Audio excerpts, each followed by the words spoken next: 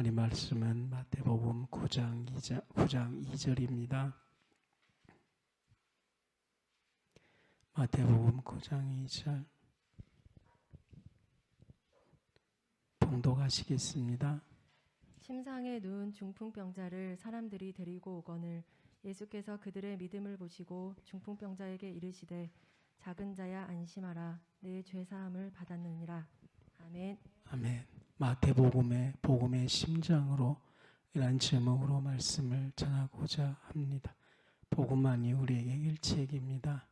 하나님 임재가 우리 가운데 있어야 됩니다. 하나님의 임재가 임하도록 우리가 전심으로 마음을 토해냅니다. 마음을 토해낸 그곳에 하나님의 임재가 있습니다. 하나님의 임재가 있으면 확실히 하나님의 방으로 들어갑니다. 구원의 방에 들어가면 구원의 하나님을 만날 것입니다. 축복의 방으로 들어가면 축복의 방으로 들어가면 축복을 누리게 될 것입니다.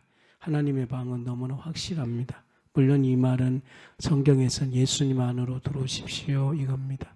우리가 예수님 안으로 들어가면 그때는 어떻게 해야 됩니까? 잠잠해야 됩니다. 예수님 안으로 들어가면 완전히 굴복해야 됩니다. 그때는 주님이 완전한 통치 가운데 순종하는 겁니다. 그런데 우리 안으로 또 다른 거 있습니다. 우리 안으로 예수님이 들어오도록 초청해야 됩니다. 그럴 때는 어떻게 해야 됩니까? 주님은 우리에게 와서 네가 통치해라, 다스려라. 그때부터는 자기가 생각하고 결정을 내려야 됩니다. 인생은 늘 이 두 가지를 갖고 있어야 됩니다. 하나님께 통치 안으로 들어갈 때는 그때는 진짜 잠잠하고 모든 소유권을 그분에게 다 내어놓아야 되고 생각도 하지 말아야 되고 엎드리고 굴복해야 됩니다. 여기까지는 우리가 너무 잘하는데 또 하나 새로운 사실이 있는데 주님이 우리 안으로 내가 주님을 초청해 드리는 겁니다. 주인으로 오십시오. 그때는 주님께서 일부러 그분이 잠잠해 하십니다. 그리고 그분이 우리에게 계속해서 힘을 바랍니다. 네가 결정해라. 네가 주도권을 가져라. 네가 한번 해봐라 라고 말씀을 하는 겁니다. 그러니까 여러분과 제가 항상 주님 앞에 굴복을 해야 되는 그 시점과 또 내가 믿음으로 결정해야 되는 것을 잘 결정해서 한 걸음씩 나아가야 됩니다. 우리는 지금 복음서, 특별히 마태복음 안에서 이 복음의 심장입니다. 우리는 이제 세상 이야기는 그만 들어야 됩니다. 복음의 심장 안에서 주님의 말을 들어야 됩니다. 주님의 생각을 들어야 됩니다. 세상 사람 어떻게 하든지 상관없습니다. 우리는 오직 주님의 말만 듣습니다. 주님의 말만 듣고 순종하면 반드시 믿음이 오고 해결책이 오는 겁니다. 오늘 마태복음 9장 2절에서 첫 번째 메시지는 소자야 안심하라 내 죄 사함 받았느니라. 이게 첫 번째 메시지인데 근데 매우 중요한 메시지가 하나 있습니다. 왜냐하면은 늘 우리에게 구원을 주시고 죄사함을 받게 할 때는 우리는 보통 하나님의 주권적으로 네 죄사함 받아라 이렇게 말씀하지 않습니까? 그러다 보니까 사람들이 하나님 알아서 하십시오 이렇게 말을 하거든요. 그 말도 맞아요. 왜냐하면 주님은 창조적인 능력과 그분은 전능자의 권능이 있기 때문에 그분께서는 얼마든지 창세기에 나와 있는 것처럼 어떻게 해야 됩니까? 받아야 생겨라면 생기는 겁니다. 그분은 그렇게 하실 수 있습니다. 그런데 마태복음 9장 2절에서 주님은 뭐라고 선포하냐면은 창조주의 명령을 하는 것이 아니고 주님께서 저희 믿음을 보시고 그럽니다. 이거에 오늘 복음의 심장 안으로 가는 겁니다. 착각하지 말아야 됩니다. 이렇게 무슨 집회 가면 이런 거 많거든요. 예수 이름으로 땅아 생겨라. 저도 아멘 합니다. 왜냐하면 그렇게 하니까. 잘 들어야 됩니다. 예수 이름으로 다리야 생겨라. 왜냐하면 창조주이기 때문에. 그런데 이거는 함부로 선포하면 안 됩니다. 이거는 하나님으로부터 우리가 기도해서 선포하라 라는 확실한 하나님의 지시를 받아야지 되는 겁니다. 그냥 자기는 하지도 않고 이건 너무 좋아요. 자, 우리 성전 건축합시다. 자, 예수 이름으로 다 와라. 너무나 아멘 했습니다. 이거. 신앙이 다 그런 식으로 돼가고 있어요. 전부 다. 인정합니다. 그런 것들. 그런데 오늘 이 복음의 심장 안으로 들어가서 땅아 생겨라. 아멘 했는데 그 다음에 뭐예요? 땅이 생길 수 있도록 네가 헌신해라 이거거든요. 하나님은 모든 걸 갖고 있기 때문에 생겨라 해가지고 생긴 거 중요하지 않아요. 왜냐하면 그건 하나님의 늘 일상이에요. 주님의 모든 관심은 너희들이 작은 것 들여서 땀 흘려서 들여서 그것이 왔을 때에 주님이 거기에 또 안수해서 축복하는 이 행위를 중요한 것이지, 하나님 입장에서는 하나님이 바다를 걸어가고 하나님 입장에서는 하나님이 치유한 거, 하나님 입장에서는 그렇게 중요하지 않아요. 왜냐하면 하나님은 하나님 되시니까. 500여 기적 행하는 것도 하나님은 그냥 하나님이셔요. 근데 지금 마태복음의 관점은 그걸 역사하도록 너 자신이 내어드렸느냐 안 드렸느냐가 중요한 관점이라는 것입니다.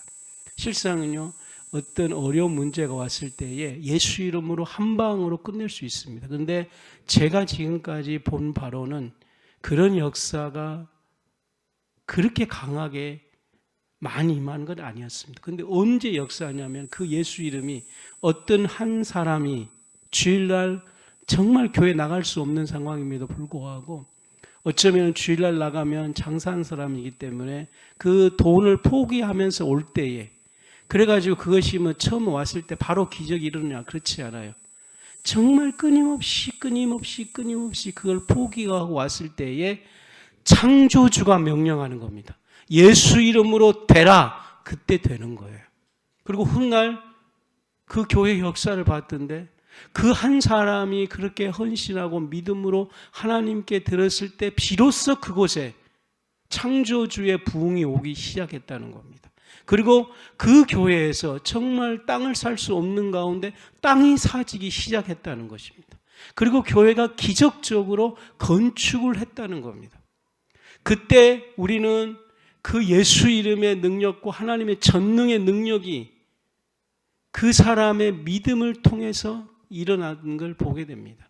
그러니까 그 사람의 믿음은 주일날 포기하면서 정말 그 주일날 가장 많은 매출을 할 수 있음에도 불구하고, 당신은 교회 나올 때 하나님 내가 주일날 예배드리면 장사 더 잘하게 해주세요, 그런 마음으로 온 것 아닙니다.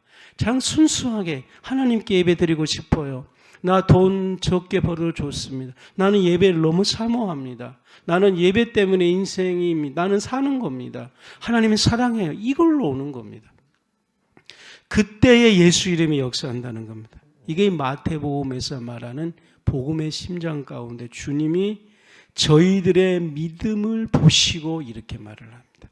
그때 예수님께서 창조주의 명령을 하거든요. 내 죄 사함 받았느니라.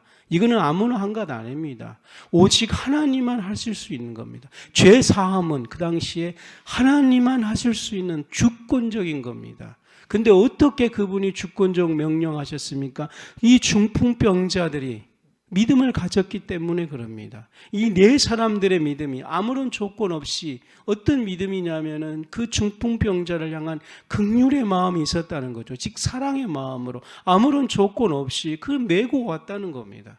이 사람을 고쳐달라고 불쌍히 여긴 마음으로 주님께서는 그 믿음을 보았다는 겁니다. 그러므로 오늘 저와 여러분 삶 가운데 하나님은 반드시 역사합니다. 시간이 걸릴 뿐이죠. 우리는 지금 우리의 믿음이 하나님께 보이도록 우리는 이 믿음을 달라고 기도할 뿐 아니라 이 믿음의 행함이 있어져야 되는 겁니다. 한국교회가 왜 부흥되는, 이 믿음 때문에 되는 거예요. 70년대 80년대 아무것도 바라지 않고 뭐 축복 달라는 것도 아니에요. 오롯이 하나님을 사랑해서 맞아가면서 혼나가면서 주일날 기쁨으로 왔습니다.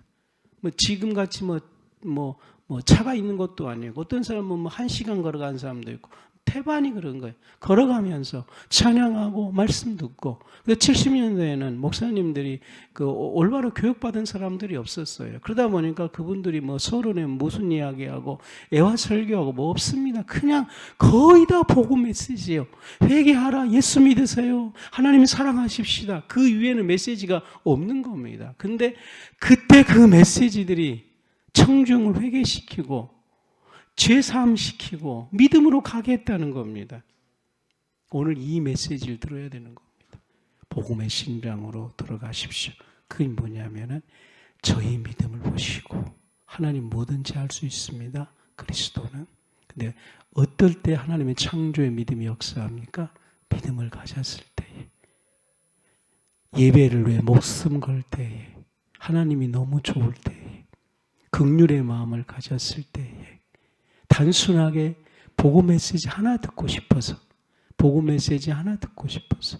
제가 알고 있는 그 케냐에 있는 어떤 큰 그 병고침의 선지자가 하나 생겨가지고 저도 실질적으로 봤는데 불구자 있지 않습니까? 불구자. 실질적으로 일어나는 것들 영상으로 제가 한 15건을 봤어요. 솔직히 제가 교회 다니면서 내 눈으로 불구자 일어난 거 제가 본 적 없습니다. 근데 그것 속에 진짜 일어나더라고요. 어렸을 때부터 완전히 소아마비 걷지 못한 애가 가서 안수하니까 일어나서 걸어가더라고요. 한두 건이 아니라 정말 많이 생겨요. 근데 그 케냐에 집회 가면은 일주일 전부터 케냐 사람들이 온답니다.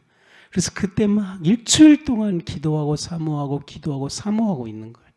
그리고 딱 선지자가 와서 목사님이 오셔서 그냥 병고 예수 이름으로 일어나라 하니까 진짜 일어나더라고요.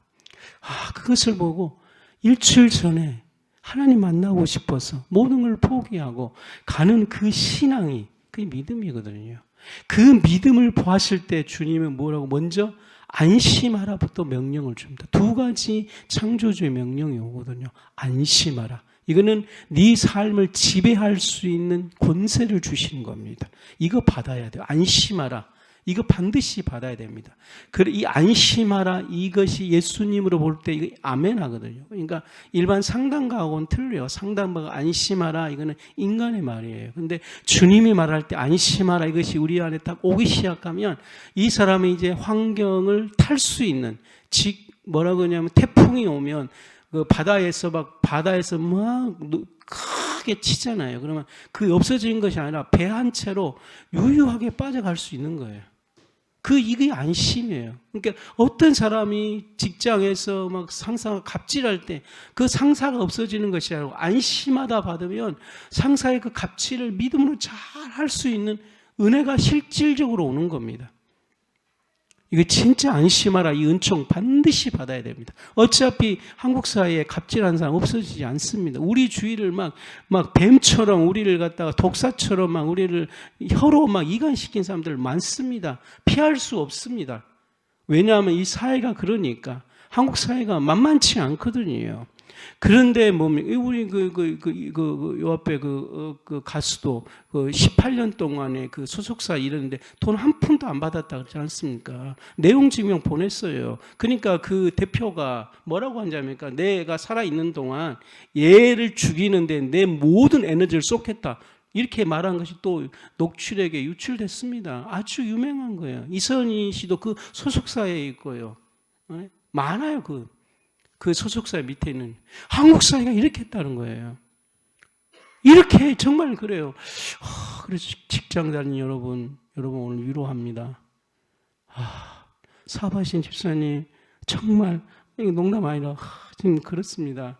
이러면 그렇죠. 목사 좋아요. 좋은 사람들만 있으니까. 그런데 그래서 우리는 주님으로부터 안심하라 이걸 받아야 돼요. 이걸 받으면은 상처받지 아니하고 정말 바다에 치는 그 속에 좋은 배 타고 목적지까지 충분히 갈 수 있습니다. 태풍 자체는 없어지지 않아요. 바다의 큰 것들은 없어지지 않아요. 그러나 우리는 안심하라는 이 배를 타고 갈 수 있는 거예요. 그래서 예수님에게 주님 내게 안심하라 이걸 내게 주십시오. 나는 이것이 진짜 필요합니다. 특별히 한국 사회는 더 필요합니다. 특별히 직장 다니는 사람은 더 필요하고 한국 사회에서 사업하는 사람들은 더 필요합니다. 언제 주십니까? 믿음을 보시고 이겁니다. 이 믿음이 오도록 진짜 오늘 하나님께 예배드리는데요. 일찍 와서 방언 기도하고 일찍 와서 하나님께 예배드리는 겁니다. 저도 막 새벽 3시부터 방언 기도하거든요. 왜냐하면 이 안심하라 이거 내게 필요한 거예요. 그러면 예배 시작하기 전에 안심하라 이렇게 주면 여러분들이 너무 사랑스럽고 너무 설교하기 좋은 거예요. 그 크리스찬 신문 보니까 한국교 목사를 조사해 봤어요. 69%가 탈진 직전에 있답니다. 지금 다. 그러니까 목사님들 예배만 막 드리고 빨리 막 골프 치러 가야 돼. 왜냐하면 탈진해 있으니까. 월요일날 뭔가를 해야 돼요. 사랑하는 여러분, 저는 뭔가 안 해도 됩니다. 탈진 안 했습니다. 예배 드리고 나면 밤에 또 막 설교가 막 생각이 나가지고 집에 가면 아무것도 안 하면 월요일날 뭐 안 해도 됩니다. 그냥 좋아요. 행복합니다. 왜? 안심하라 이걸 받아야 되는 거예요. 이거 안 받으면 내가 20년 목회했는데 왜 집사님들이 안 자라나지? 그게 탈진 오는 거예요. 그래서 그러려면 어떻게 해요? 내가 주님 앞에 왕으로 대접을 해야 됩니다. 성도 여러분, 안심하라 이 축복을 복 받기 바랍니다. 안심할 뿐 아니라 주님은 내게 가장 중요한 죄 사함을 받아라. 우리가 여러분 구원 어떻게 받는다고요? 구원 어떻게 받는다고요? 구원 어떻게 받는다고요? 주님이 네 죄 없다 그래야지 죄 사함 받는 거예요. 이게 너무 착각하고 있는 거예요. 박진영 씨도 지금 너무 착각하고 있는 거예요. 죄 사함의 주권은 나한테 있는 것 아니에요. 마치 내가 죽고 있는 거 아니에요. 죄 사함의 주권은 그리스도에게. 이건 정말 깊이 명심하십시오. 그분만이 나를 보고 너 죄 사함 없어, 너 죄 없어, 너 용서받았어, 너 구원받았어, 그렇게 할 수 있는 유일한 분입니다. 우리는 그분에게 명령 들었을 때 우리는 우리 안에 그 믿음이 탁 오는 거예요. 그때 어느 날 갑자기 나 용서받았어 이 생각이 오잖아요. 그거 이미 주님이 여러분 영혼에 말하는 거예요. 네 용서받았다. 그러면 신기하게 그날은 진짜 나 용서받았어 이렇게 되는 거예요. 이거는 사실적이에요. 그러니까 이 구원의 역사가, 다른 말로 처음 든 용어, 구원의 역사가 인격적이다. 구원은 인격적이다. 이렇게만 기억해 주십시오. 신학적 용어가 없기 때문에 제가 그냥 쓰는 거예요. 구원은 인격적이다. 구원은 인격적이다. 인격은 뭐예요? 살아있는 거지 않습니까? 살아있는 예수님께서 나보고 인격적 관계예요. 더 죄사함 받았느니라. 이런 관계가 형성됐을 때 내가 그것을 아멘으로 받아들이는 거예요. 내가 순종하는 거예요. 나는 수용하는 거예요. 그러나 이거를 명령하신 분이 있는 거예요. 그때 우리는 받아들이는 거예요. 그때 받아들이면 마음에 평화가 오고 당연히죠. 구원의 즐거움이 있고 용서받는 마음에 있는 거예요. 중요한 거는 죄사함을 받아라. 이렇게 하는 그리스도에게 어떻게 한다고요? 믿음을 드려야 됩니다. 정말 아멘이죠. 그분에게 믿음을 드리면 그분께서 너 죄사함 받아내. 오늘 인격적인 구원요. 그냥 단어 쓰는 거예요. 맞는지 안 맞는지는 모르겠어요. 그러니까 죄사함은 한번 천국 가는 그 죄사함 뿐 아니라 일생의 모든 가운데 끊임없이 죄사함 받아야 돼. 죄사함 받아야지 끊어버릴 수 있어요. 죄사함 받아야지 바꿀 수 있어요. 죄사함 받아야지 그 환경을 새롭게 할 수 있어요. 이거 이제 우리가 하는 거예요. 이거 이제 예수님을, 주님 나 죄사함 받았어. 그러니까 예수님을 내 안에 초대해서, 그러니까 주님이 말씀하는 거예요. 네 죄사함 줬고 안심하라. 주권의 축복이 네 손에 있으니까 너 끊어버려라. 이제 끊어버려라. 너가 이제 전진해라. 힘들어요. 더 가라. 힘들어요. 이때는 주님이 가십시오. 그러면 안 돼요. 주님 내가 갈 테니까 내게 능력 주세요. 한 걸음씩. 끊어버리겠습니다. 끊어버리겠습니다. 한 걸음씩 결단 내리거든요. 일주일날 만약에 오늘 계약하는 하면은 예를 들어서 뭐 자기 회사에 엄청나게 준다. 근데 그거를 자기가 하나님 하십시오 하면 안 돼요. 내가 안 가게고 나는 오늘 이걸 포기하고 주님께 예배하겠습니다. 이렇게 자기가 결단 내리는 거예요. 이거는 죄사함 받은 후에 환경을 전환시키는 순종의 발걸음인 것입니다. 이 발걸음을 갈 때에 환경 자체를 끊어버리고 새롭게 하는 역사가 있는 겁니다. 그러면 다른 것이 내게 붙어지기 시작하는 겁니다. 예전에는 악한 친구들이 붙어서 나를 유혹했지만 이제는 천국으로 갈 수 있는 좋은 친구들이 내게 붙어서 용기 주고 힘 주고 하는 겁니다. 오늘 이 복음의 심장으로 마태복음 9장이자 주님께서 저희 첫 번째 믿음을 보시고 주님의 주권으로 안심하라. 그래서 주님 내게 안심하라. 꼭 이걸 받게 해주십시오. 그리고 구원은 오늘 인격적인 구원이다. 우리끼리만 쓰는 거예요. 그죠? 구원은 인격적이게 쓰면 목사님들은 큰일 나는 거예요. 근데 우리는 이해했어요. 그 말이 인격적으로 말하니까 그것을 명령하신 그리스도에게 온 관심을 다하는 겁니다. 그리고 그분이 너 죄사함 받았느니라. 그래서 우리는 이제 주님 내 안으로 초청하셔서 그때부터 한 걸음씩 모든 그 죄를 주는 환경을 끊어버릴 수 있도록, 태세를 완전히 전환시킬 수 있도록, 완전히 변화시킬 수 있도록 한 걸음씩 믿음의 결단을 하는 겁니다. 두 번째로는 마태복음 10장 32절 봉독해 주십시오. 마태복음 10장, 근데 진짜 아멘 좀 해주십시오. 마태복음 10장 32절 시작. 누구든지 사람 앞에서 나를 시인하면 나도 하늘에 계신 내 아버지 앞에서 그를 시인할 것이요. 아멘. 예수님은 두 번째로는 아버지 앞에서 저를 시인할 것이요. 복음의 심장으로 가십시오. 주님은 이 땅에 왜 오셨습니까? 이 복음의 심장을 우리에게 주기 위해서 주일날 왜 교회에 왔습니까? 이 주님의 이야기를 듣고 싶어서. 그래서 하나님께 너무 감사해요. 왜냐하면 지금 우리는 주님의 복음의 심장의 이야기를 듣고 있습니다. 그리고 우리 마음이 하나님 듣겠습니다. 순종하겠습니다. 이 자세로 섰습니다. 그러자 예수님께서 이렇게 말씀합니다. 누구든지 사람 앞에서 나를 시인하면 나도 예수님도 하늘에 계신 내 아버지 앞에서 나를 시인할 것이다. 매우 중요한 메시지입니다. 그러므로 시험이 올 때에 피하지 마십시오. 이거는 매우 중요한 내가 예수님을 시인할 수 있는 장소고 기회입니다. 그러니까 이 땅의 모든 삶의 장소는 뭐예요? 주님을 시인할 수 있는 시험장입니다. 우리가 인생은 뭐냐? 인생은 하나님을 시인할 수 있는 삶의 터전입니다. 왜냐하면 아버지 앞에서 예수님이 말입니다. 예수님의 아버지 앞에서 아버지 얘는 아버지의 자식입니다. 이렇게 시인을 해주는 겁니다. 이걸 신학적으로 구원에 인친다 이렇게 말할 수 있는 겁니다. 이 복음의 심장은 주님이 우리를 시인할 때에 우리는 아버지 앞에서 우리를 인치는 겁니다. 그러므로 우리한테 인식시켜서 저는 잘 됩니다. 백날 필요 그냥 언어의 유의입니다. 성경은 언어의 유의가 아닙니다. 나는 잘 될 겁니다. 나는 건강할 겁니다. 나는 어떻게 할 겁니까? 자, 따라서 하십시오. 이걸로 기적이 일어나지 않습니다.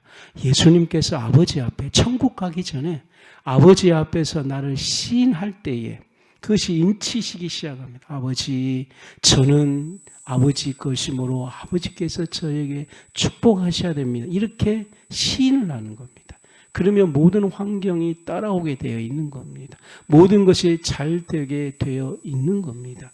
그러므로 우리를 그 시인할 때에 어디로 우리를 인도하냐면 광야로 인도하는 것입니다. 광야에 대한 정의를 잘 해주십시오. 우리는 광야가 고난받는 장소. 주님 왜 나를 광야로 보내셨습니까? 왜 나로 하여금 이 광야로 사람을 다 끊어버리고 하나님만 의지하는 곳으로 보내셨습니까? 광야는 물도 없는 것입니다. 사람을 의지할 곳도 없는 겁니다. 오직 하나님만 의지할 수 있는 곳으로 나를 보내셨습니다. 그것이 우리가 생각하는 광야입니다. 그런데 실상은 구약 성경 보십시오. 광야에 물이 없었습니까? 밥이 없었습니까? 광야에 뭐가 없었습니까? 광야라는 인간의 고난이 아니고 광야는 한마디로 뭡니까? 그들이 하나님의 비전에 사무친 곳이 광야였습니다. 광야로 인도한 이스라엘 백성들은 가나안 땅으로 인도해서 이스라엘 백성들 젖과 꿀이 흐르는 장소로 인도해 줄 것을 400년 전부터 예언한 예언의 성취 장소입니다. 그들은 그것을 보고 달려가는 겁니다. 근데 환경이 안 좋을 수도 있어요. 그러나 그들의 가슴은 예언의 성취한 장소, 그 가나안 땅에 가서 젖과 꿀을 흐르는 곳에 하나님을 예비하는 그 장소에 대한 사무침이 있었던 겁니다. 광야는 고난은 당연히 고난이죠. 사막이. 그러나 광야라고 말할 때 사막이니 물 없니 고난이니 그게 아니고 하나님의 예언을 성취하는 발걸음입니다. 그러므로 주님 나로 하여금 광야로 나를 인도해 주십시오. 이 말은 흥분 상태에서 기도할 만한 내용입니다. 역으로 생각하면 아직도 진정으로 광야를 들어가지 못했다는 거예요. 실상은요. 왜냐하면 이스라엘 백성들이 광야를 가기 위해는 먼저 애언이 있어야 됩니다. 계약 관계. 누가 계약을 했습니까? 바로 구약에 나와 있는 요셉, 아브라함, 그들이 전폭적으로 하나님을 신뢰하는 것입니다. 그때 하나님과 계약이 이루어졌다는 것입니다. 우리가 믿음의 조상 되어서 이 언약이 이루어질 수 있도록 신앙생활 잘 하십시다. 그리고 그들이 그 이집트에서 하나님을 향해 출애굽기 1장에 얼마나 하나님을 향해 부르짖습니까? 하나님께서 그 기도를 들으시고 그들을 애언의 성취 장소로 인도하는 겁니다. 물론 성취하는 장소로 갔을 때 그들이 불신앙하고 고난받고 징계받는 건 사실입니다만 더 중요한 것은 하나님이 약속하신 젖과 꿀이 흐르는 그것으로 한 걸음씩 한 걸음씩 출발했다는 것이 중요한 겁니다. 그러므로 오늘 우리 성도에게 이 출발할 수 있도록 이 믿음의 역사로 나가도록 하나님이 역사하도록 기도하십시다. 그 광야 길에서 사람들 앞에서 시인을 하는 겁니다. 사람들 앞에서 당당하게 똑같이 고난받는 사람들에게 고난이 저주예요, 고난이 힘들어요, 이런 사람들 앞에서 인생 고난길이야. 모든 노래가 다 고난길이잖아요. 그래서 우리는 한 많은 노래를 많이 부르잖아요. 근데 우리는 거기에서 아닙니다. 나는 하나님의 계약 관계에서 나는 적과 꿀은 광야로 지금 가고 있는 겁니다. 저는 이 하늘나라에 대한 비전이 너무 찼습니다. 전혀 다른 길을 가고 있다는 거예요. 삶으로 지금 시인하고 있는 겁니다. 말로 시인하는 것이 아니라 다른 길로 가는 거예요. 그래서 저도 지금 이 길로 가고 싶어요. 내 환경이 병들었어요, 힘들었어요, 아파요. 이거는 주님이 말하는 계약관계 광야가 아니고 어떻게 하든지 믿음으로 고치고 변화시키고 나았고 이래야 되는 것이죠. 그것이 진정한 광야길이 아닙니다. 나로 진정한 그 주님이 말씀한 애언의 노안 하나님의 비전에 출발한 자가 되게 해 주십시오. 그래서 이렇게 길을 걸어가고 있는데 사람들이 보는 거예요. 목사님은 진짜 구약에서 말한 하나님의 광야 길을 걸어가고 있군요. 이것이 예수님 앞에서 시인하는 삶의 형태입니다. 그때 예수님께서 그걸 보시고 하늘에서 아버지에게 아버지 저자는 진짜로 하나님이 약속하신 그 길을 걸어간 자입니다. 그러므로 아버지께서는 약속한 그 약속을 반드시 실행시켜 주십시오. 그가 광야길로 가는 그 마지막에 그 길이 천국 가기 전에 이 땅에서 실현되게 해 주십시오. 한마디로 그게 뭐라고요? 하나님 나라예요. 이것이 한마디로 아버지의 뜻이 하늘에서 이룬 것 같이 저에게도 이루어 주십시오. 아버지의 계획이 언제? 창세전에 있었어요. 아버지의 계획이 너무나 커요. 아버지의 계획이 쫙 멀리 있는 것이 아니고 아무것도 모르고 있는, 잘 모르는, 키도 적은 경대야에 있는 걔한테 이루어 주십시오. 저에게 이루어질 뿐 아니라 모든 성도에게 이루어 주십시오. 마태복음에 나와 있는 복음의 심장이에요. 그러니까 하나님의 나라가 저 멀리 있는 것이 아니고 바울은 너희 안에 있다. 이게 이제 이루어지는 거예요. 하나님의 나라를 안에서 만지기 시작하는 거예요. 느끼기 시작하는 거예요. 그를 느끼기 시작하니까 늘 고백하기 시작하는 거예요. 그러니까 이 시각으로 그것이 보여지는 거예요. 그러니까 그는 하나님 나라를 보았습니다. 하나님 나라를 만졌습니다. 요한일서 1장. 요한은 하나님 나라를 맛본 자요, 하나님 나라를 만진 자요, 하나님 나라의 냄새를 느낀 자요, 하나님 나라의 심장 뛴 것을 느끼는 자요. 이 심장의 박동 소리를 들립니까?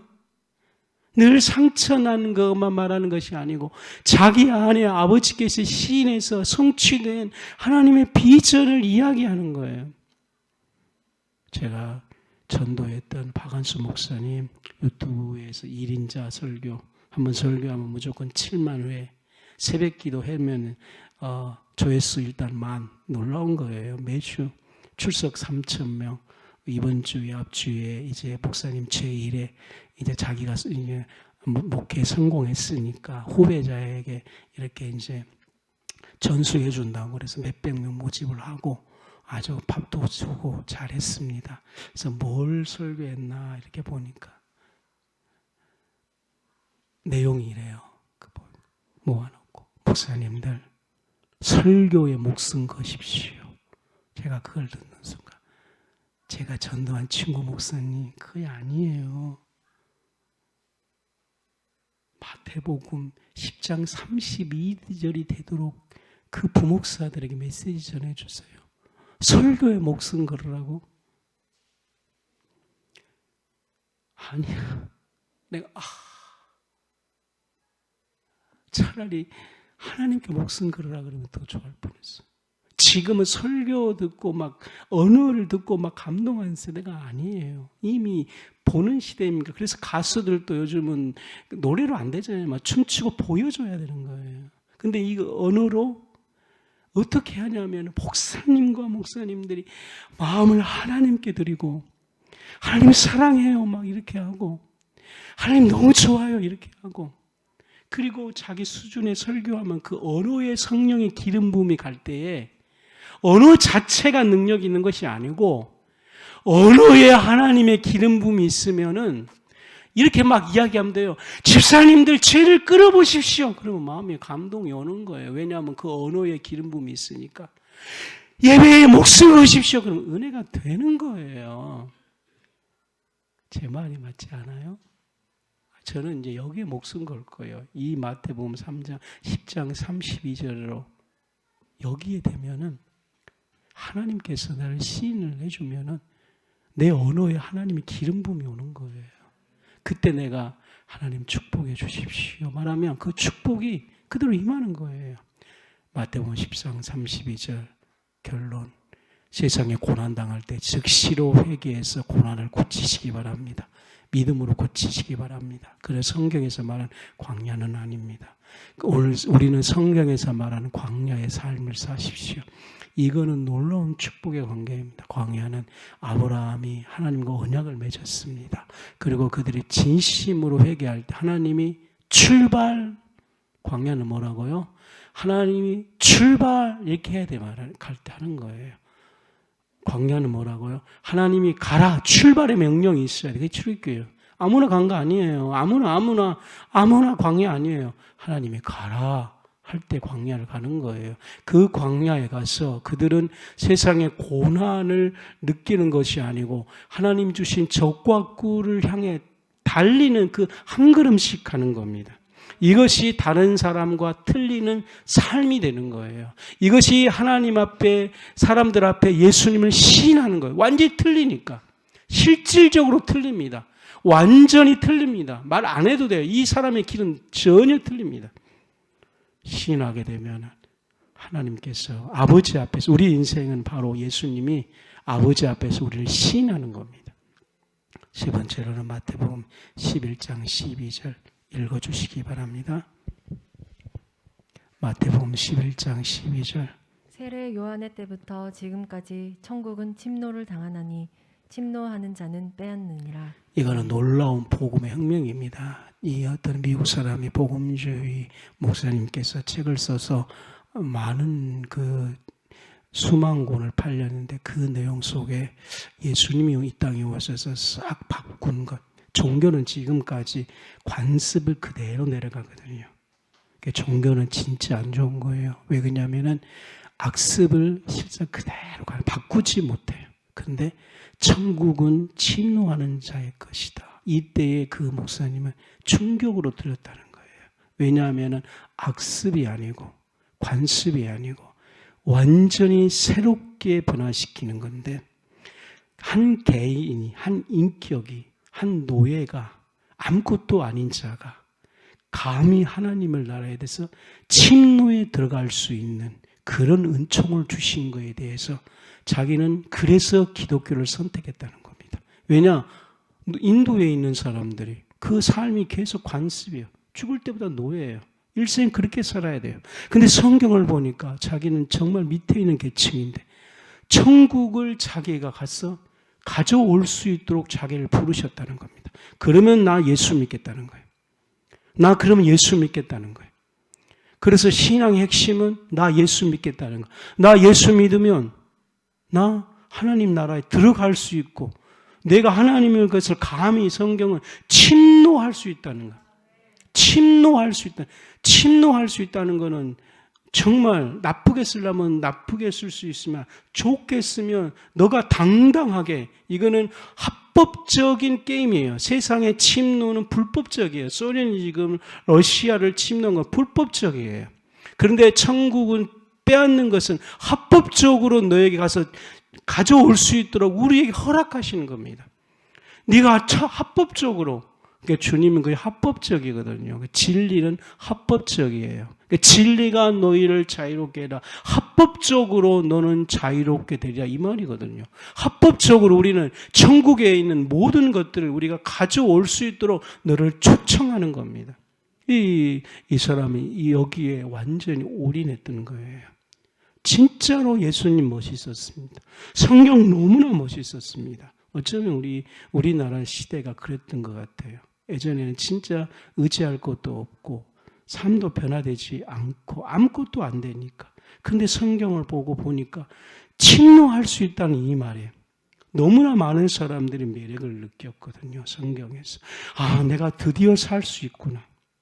내가 드디어 살 수 있구나. 이런 신앙을 가졌다는 거예요. 그러다 보니까 이 성경이 너무나 귀한 겁니다. 이 복음의 심장인 거예요. 예, 근데 오늘날 이거 좀 약화되는 거예요. 왜냐하면 의지할 곳이 너무 많으니까.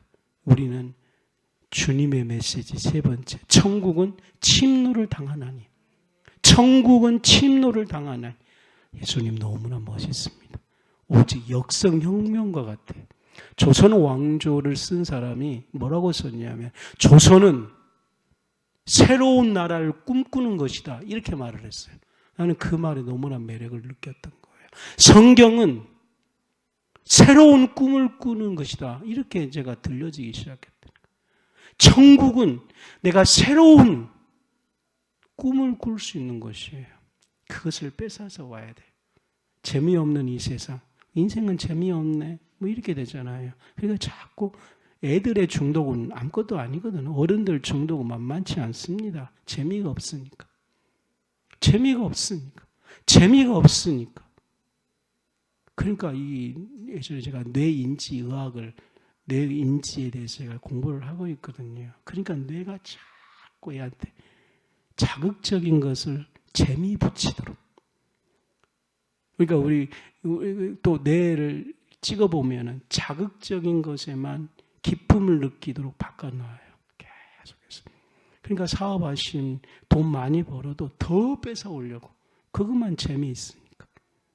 그리고 다 서로 경쟁해가지고 그거 뺏는 데만 기쁨이 있는 거예요. 그 일상생활에 그곳에서 느끼는 걸 못 느끼는 거예요. 근데 천국은 바로 그거예요. 뇌의 중독에서 자극적인 것에서 기쁨을 누리는 것이 아니고 일상생활이 아주 세미한 곳에서 하하 할 수 있도록 이 천국을 네가 뺏어서 오라는 거예요. 네? 됩니다. 됩니다. 천국은 계속해서 이것을 무한적으로 공급해 준다는 거예요. 그러니까 우리가 얼마나 예수님한테 목 놓아 기도해야 되는지 침노하려면 알잖아요. 온 힘을 다 써야 돼요. 주님에게. 주님에게 다 쏟으면 50살, 60살, 70살 돼도 작은 것에 감사하고 행복 느끼고 천국은 침노하는 자의 것입니다. 네 번째로 마태복음 12장 7절 시작. 나는 자비를 원하고 제사를 원하지 아니하노라 하신 뜻을 너희가 알았더라면 무죄한 자를 정죄하지 아니하였으리라. 아멘. 주님은 복음의 심장 네 번째 자비입니다. 하나님의 마음은 자비예요. 자비를 저를 국률의 마음 그렇게 하고 싶습니다. 인간의 마음은 점점 굳어가서 긍휼의 마음이 생기지 않습니다. 왜냐하면 마음이 굳어버리니까. 근데 주님은 우리로 하여금 이 긍휼의 마음을 원한다는 것입니다. 성령께서는 이 자비의 마음이 우리에게 활성화되도록, 이 자비의 긍휼의 마음이 최고화될 때에 그걸 우리는 기쁨이다 그렇게 말을 하는 겁니다. 기뻐하는 것에 같이 기뻐하고, 이 기쁨이라는 건 너무나 큰 능력이거든요. 실상은요. 그 기쁨이 오게 되면은 진짜 어떤 고난이라도 잘 피할 수 있는 능력이에요. 그러다 보니까 여러분 혹시 이거 아세요? 개그맨은 미인하고 결혼하더라. 그리고 개그맨들은 거의 이혼을 안 해요. 신기하게도. 그게 왜 그러냐면은 이 못생긴 사람을 이제 만나잖아요. 그러면은 미인들이 처음에 무시한답니다. 그런데 이 사람들 만나면은 늘 좋아요. 근데 잘생긴 남자 만나면 맨날 심각한 이야기, 자기 힘든 이야기, 지겹고 짜증난 거예요. 근데 이 개그맨들 만나면 에너지가 좋아서 그러는지 어떤 것도 말이에요. 뭐 잘 헤쳐나가는 거예요, 그냥. 누가 좀 해도 막 잘 헤쳐나간 이야기, 웃음의 이야기 하니까 얼굴이 안 보이고 이 사람도 힘드는데 그 기쁨의 이야기를 듣는 순간 같이 동화되어서 같이 웃고 그러다 보니까 그 사랑의 에너지가 나와서 전혀 얼굴이 안 보이는 거예요. 그 여자 결혼했던 분들이 다 그렇게 이야기를 했어요. 그렇게 말하면서 왜 성경이 하나님의 뜻이 기쁨이다 이런 말하는 걸 너무나 이해하는 거죠. 오늘 우리에게 이것을 반드시 줄 것입니다. 이 기쁨의 원천적 에너지, 그 자비에서 오는 거예요. 주님이 긍휼히 여긴 마음에서 오는데, 주님의 마음은 긍휼의 마음, 자비의 마음. 그러니까 이 복음의 심장 안으로 들어갔던 사람은 예수님의 마음은 자비인데 그것을 우리에게 왔을 때 우리는 그걸 기쁨으로 봤거든요. 그러니까 하나님 앞에 가면 예배 드리면은 긍휼을 통해서 우리 안에 딱 왔을 때 우리는 그 즐거움, 기쁨이 오는 거예요. 근데 이 기쁨의 원어가 뭐냐면 그 기쁨이 쾌락이랍니다. 나쁜 쾌락이 아니고 진짜 세상은 이 기쁨이 없기 때문에 쾌락을 쫓기 위해서 쓸데없는 곳에 에너지를 다 쏟고 있는데 우리는 이 기쁨이 있으면 그런 중독된 쾌락에 빠질 필요가 없는 거예요. 그러니까 얼마나 소중한지 아까 목사님들은 다 탈진에 있다 그러지 않습니까? 왜 그러냐면 자기가 원하는 것이 안 돼서 그래요.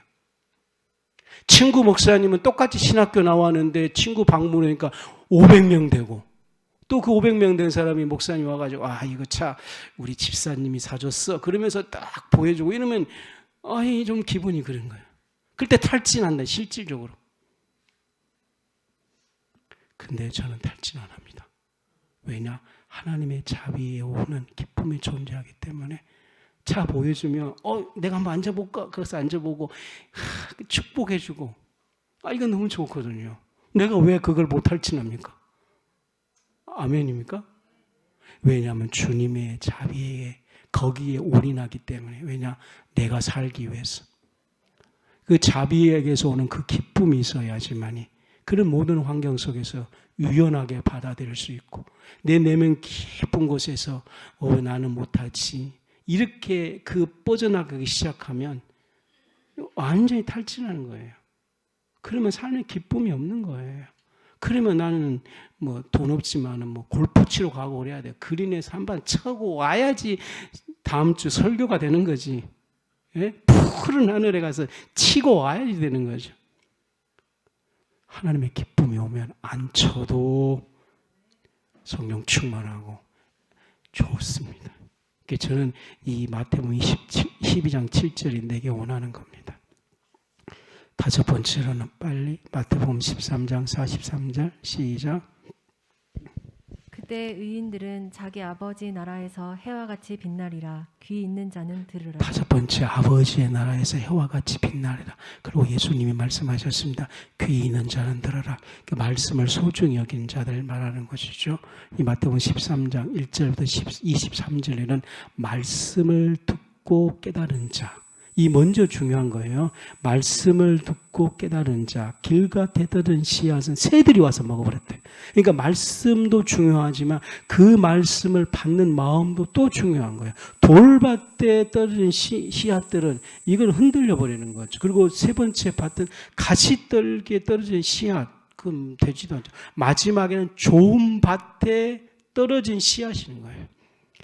마음이 좋아야 될 수 있도록 주님 앞에 기도를 하십시오. 천국의 비밀은 예수님을 왕으로 모시는 것입니다.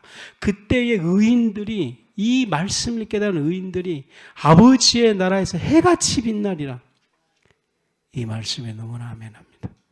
여섯 번째 마태복음 이제 안 읽겠습니다. 마태복음 14장 25절로 26절, 예수님께서 바다 위로 걸어오셨는데 제자들이 그 바다 위로 오는 예수님을 보고 놀랐다 그랬습니다. 유령인가요? 무서워 소리쳤다는 거예요. 이 보십시오. 깨어있지 못하면 주님이 오더라도 무서워하고 유령이 되고 소리치는 겁니다. 여기에 많이 적용점이 있어요. 왜 탈진이 올까? 주님이 오셨는데 놀라고 무서워할 만큼 영적으로 무감각했다는 겁니다. 누가? 제자들이, 목사님들이. 아, 그래서 탈진하는구나. 그러면 깨어 있어서 주님이 올 때 먼 하늘에 이상한 구름만 떠도 혹시 주님 오시는가에 내 마음이 설레고 내 마음이 소년처럼 기다려지고, 기다림이 없었고 기대가 없었고 설레임이 없었습니다. 사모하는 마음이 없었습니다. 사모하는 마음이 있으면 바다만 흔들려도 예수님이 오셔서 잠잠하라 이렇게 말씀하실 거야 라고 기다렸을 것입니다. 그러므로 1절부터 12절까지는 죄를 철저히 자복하고 고쳐야지만 설렘이 있는 겁니다. 13절부터 21절까지는 하나님께 드릴 때에 이 설렘이 주는 것입니다. 22절부터 36절까지는 기도를 해야 되는 것입니다. 그 다음 메시지는 마태복음 18장 28절, 내 믿음이 크도다 내 소원대로 되리라. 복음의 심장 주님이 말씀합니다. 여자여 내 믿음이 크도다 내 소원대로 되라. 우리 신앙의 정점입니다. 우리 신앙의 정점은 주님이 이렇게 축복하시려고 일생 동안 신앙생활을 하는 겁니다. 왜 우리가 진짜로 예수님 앞에 나와서 이렇게 생명 거느냐? 이 절정기가 오도록. 인생의 절정기는 죽음이지 않습니까? 인생의 절정기는 쇠해진 거 아닙니까? 그러나 우리의 인생의 절정기는 주님에게 이 믿음을 축복하시려고. 그래서 왜 주님 앞에 그 기름 부음에게 300대로를 드리고 계집여인인데 배를 하나님께 드리기 시작하고 왜 그런지 아십니까? 그들에게 믿음의 절정기가 오도록 예수님에게 드리는 겁니다. 주님, 우리의 믿음의 절정기가 오도록 주님이 내 믿음이 크도다 내 소원대로 되라. 우리의 신앙생활은 믿음의 절정기를 맞을 때입니다. 우리의 인생은 육신이 끝나는 것이 아니고 신앙의 절정기, 그리스도에게 이것이 선포되고 되도록 우리 죽음의 인생이 되면 우리가 생을 마칠 때에 이 믿음의 절정기가 되도록 신앙생활 하십시다. 네 믿음이 크도다. 오늘 이 밤에 너는 나와 함께 낙원에 있을지어다. 이게 믿음의 절정기인 겁니다. 신앙에 올인하십시다. 믿음에 올인하십시다. 주님에게 완전히 포기하면서 들으십시다. 우리의 육신은 탈진하지 않습니다. 오늘 우리 애들 3명 있는 분들 끌고 오시려고 고생하셨습니다. 육신은 탈진할지라도 내가 예수님께 갑니다 오면 예배 딱 들을 때에 내 믿음이 크도다 그러면 주님의 자비로부터 우리 안에 기쁨이 오기 시작하면 끝이죠. 이것이 예수 믿는 겁니다. 제가 마지막으로 하면 아멘 해 주십시오. 나 예수 믿습니다. 5번. 이것이 다 잊어버려요. 나 예수 믿습니다. 이거요. 내가 늘 했던 거예요. 주님 나 예수 믿습니다. 맨날 이러거든요. 나 예수 믿습니다. 나 예수 믿습니다. 내가 이제 나 예수 믿습니다. 이제 더 이제 힘이 없으면 나 예수 믿습니다. 그러면 이제 막 성경이 열려요. 그러면 혼자 설교해요. 1시간. 그때 여러분이 있어야 돼. 아, 그때 녹음할까? 막 혼자 로고스부터 시작해서 구약부터 막 혼자 다 해. 그래가지고 주일날 설교를 하면 그때 다 잊어버려. 1년간 하루의 양식인데 그날 이렇게 그래서 가끔 여러분 오면 내가 그날 조금씩 이야기해 주거든요. 그날 들었다는 소리예요. 막, 막 내가 봐도 막 그래서 내가 뭐예요? 다 예수 믿습니다. 이거 나를 탈진 안 시키거든요. 그러니까 주일날 20년 내 설교들을 보면 안 믿거든요. 탈진 안 해요. 다 예수 믿습니다. 제가 마지막 다 예수 믿습니다. 여러분도 한번 막 그 탈진한 상황 되시나요? 그때 말로 힘들 때 나 예수 믿습니다. 이렇게밖에 안 되거든. 그러면 점점 힘이 생겨요. 왜냐하면 예수 믿겠다 하면 성령이 인치시거든요. 예수 믿습니다. 예수 믿습니다. 막 목소리 예수 믿습니다. 힘이 있으면 얼마나 좋아. 예수 믿습니다. 예수 믿습니다. 예수 믿습니다. 아멘. 이 대회 그러죠. 당신 뭐요? 나 예수 믿습니다. 그러면 이것이 뭐라고요? 예수를 신한 거예요. 그러면 예수님께서 아버지 앞에서 이 믿음을 신하면 네 믿음대로 되라 그렇게 하는 거예요. 소원, 내 마음속에 소원을 많이 품고 있는데 되라 그럴 때가 올 겁니다. 이게 뭐예요? 예수 믿는 거예요. 이게 뭐예요? 복음의 심장, 예수 믿는 것. 그거예요. 할렐루야. 그래서 예수님이 마지막에 믿음의 결정, 최고의 절정이 오는 거예요. 예수님께서 네 믿음이 크도다. 내가 믿습니다 한 게 되는 거 아니에요. 그래서 구원이 인격적이다 그랬잖아요. 그분이 크다 그래줘야 돼. 근데 이분이 뜻밖의 네 소원. 이거 진짜로. 기도하겠습니다.